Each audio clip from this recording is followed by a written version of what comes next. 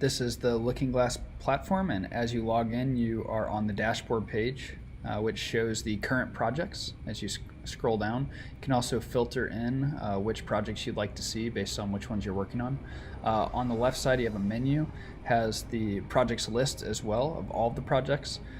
Clients would be for architects and design firms that want to have an email and associated login here with the number of projects that they have, and their users would be for their employees that they could add in and specify per projects. Also, you can add on the architect's clients to be able to see specific information of specific projects, which is up to the architect on what they want to show.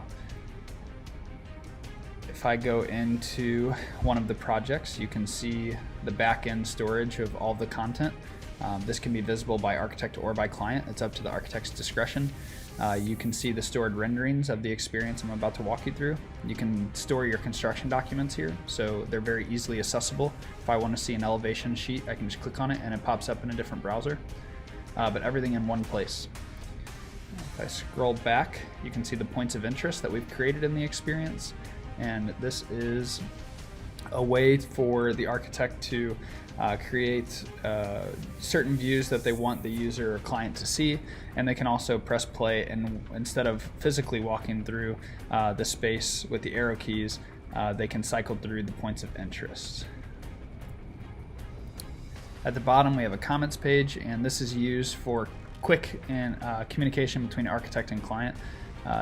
Both user roles are allowed to add comments in the scene, and then you can also reply, so it's a very easy way to communicate back and forth what you like or what's changing within the project, and then you can mark it as resolved once that comment is fixed.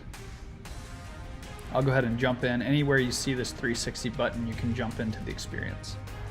It pops open a separate tab so that you always have access to the project itself, or you have access to the online walkthrough. So here I can use my mouse to turn my head and to look around.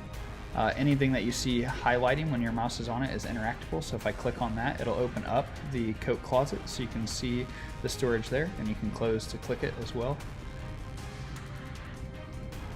And then use the arrow keys to walk through the space.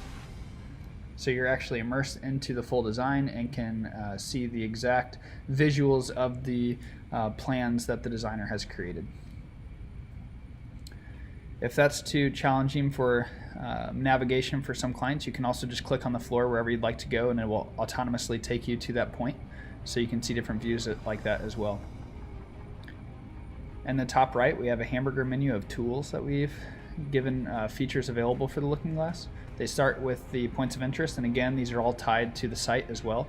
So you can click on the list and have a list of all of the different points of interest that you've set for your client to view. So if I wanted to go into the master bedroom, I can just click on that point of view and it'll take me there.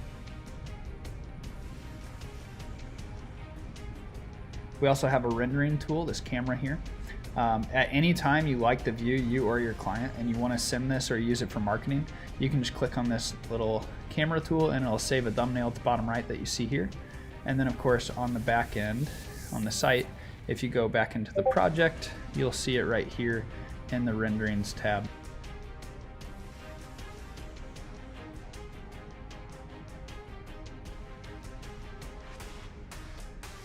You can click on that and you have a high-res view of that rendering, and you can download it straight from the site.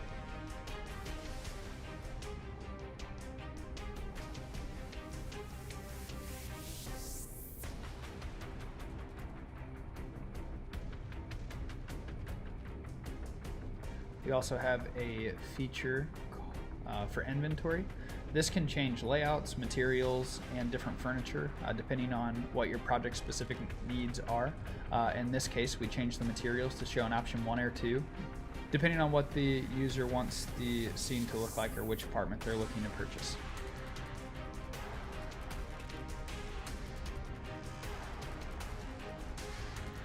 We also have an Inseam commenting tool. So if you click on this little pen, you can have a list view just like the points of interest to see what all comments were made and where they were made. Or within the scene, you can see these little pink bubbles, and they also are the comments in scene. You can click on either one of those and it will take you to the image where the comment was written, and also a short description. And then if you want to reply right here, you can. Again, it's tied to the back end and will update immediately. And you can mark it as resolved here if it has been completed.